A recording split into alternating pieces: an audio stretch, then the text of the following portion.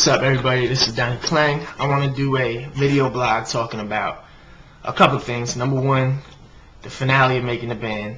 Number two, I want to go over, I got some concerts coming up and throw the dates out there. I'm opening up for the Backstreet Boys, so I'm going to put all those dates out there. And then number three, just what I've been up to, so you guys know how hard I'm working and how much I want this and how bad I want this. First and foremost, thank you, Diddy, for the huge shout out. Like, in the middle of all the drama, I mean, all the craziness, first of all, with Danny Kane, like, that was crazy. And in the midst of it all, he still got back to me and gave me a shout out and said I'm one of the hardest working people he knows, and just big shout out to me and just my album and everything.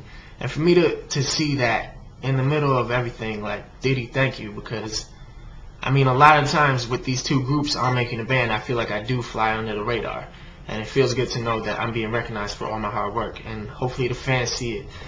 Even though I don't get involved as much in the drama on the show, it kind of hurts my airtime.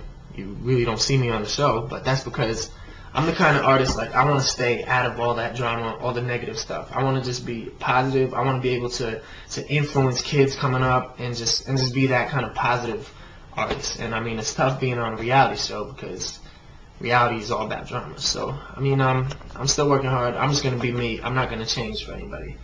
But thank you, Diddy, because, I mean, hearing him say that, it gave me this whole new spark in me. It gave me the same feeling that I had when I first got my record deal, when I was first trying to get my record deal. Like, it gave me that feeling. It gave me the feeling like I got to do some push-ups, go into the studio, go straight to dance rehearsal. Like, it gave me that feeling. So my fire is reignited, and I'm working 40 times as hard as I was. Besides that, I mean, the craziness with Danny Kane, those girls, as much as me and Aubrey had fights and this and that, and then we were on again, off again, like, those girls were like sisters to me, and it's crazy to see them. I mean, they're hysterical crying backstage. They kept their faces on, but they're crying backstage. Shannon, Dawn, like, these girls are amazing people, and I know each and every one of them from being on tour with them, living in Miami with them, and it's sad to see that this is how it's going down. I'm excited if we are going to do a new season. I don't even know what's going on. Like, that was really live. We heard the news when you heard the news. So to me, it's crazy. And I just want to say to Danny Kane, I love you girls, and I wish you guys the best. And, I mean, hopefully you can work it out, because I'm sure, I mean, you never know. There's always ways to work it out. That's what I believe. Aside from that, Day 26 and me, we're going overseas. I'm excited. They went overseas. I saw all the photos, the videos and stuff from them overseas. I'm going overseas with them in, I believe, February. It's going to be like 1 month. We're just going to hit up, like, all of Europe. It's going to be crazy. So I'm excited about that. Big shout out to my brothers from Day 26. Then besides that, here's my Backstreet Boys. I'm opening up for them. It starts the 30th in Reading, Pennsylvania, the Sovereign Center. On Halloween, the Wellmont Theater, Montclair, New Jersey. Next day, November 1st, Wilkes-Barre, Pennsylvania, the Wachovia Center. Then the 2nd, Chevrolet Theater in Wallingford, Connecticut. So those are the first 4. And then later that month, we make it out to the West Coast. So I'll throw those dates out to you. And you can get them on my MySpace, myspace.com/DonnieClang. But I just want to give a huge shout out to Diddy for really, like, reawakening me. Like, I came home that night, I made beats, I wrote music, like, I was just pumped. I was just pumped to, like, I had this whole dream again. The dream is alive again. Like, I felt like I was just being overlooked, and that just let me know, like, you know what, you're not. So, I mean, I'm pumping out music. I'm always working on the 2nd album. I'm excited about that. And then you never know. I might do a spin-off show from Making a Band. We might do a whole new Making a Band season. But just, that's about it.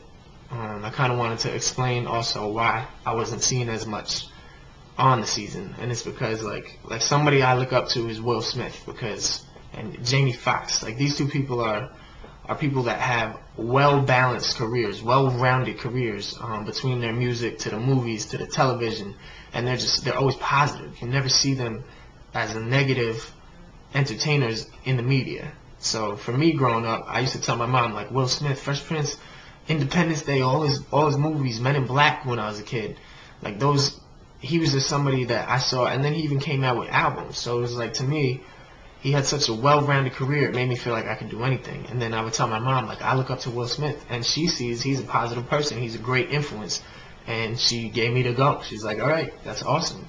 So if I could be like that, that's exactly what I want to be. So I went out to LA last week. I met with movie producers, directors, television, NBC, WB, I mean the CW11, Fox, ABC. We went to everybody. We met with movie people.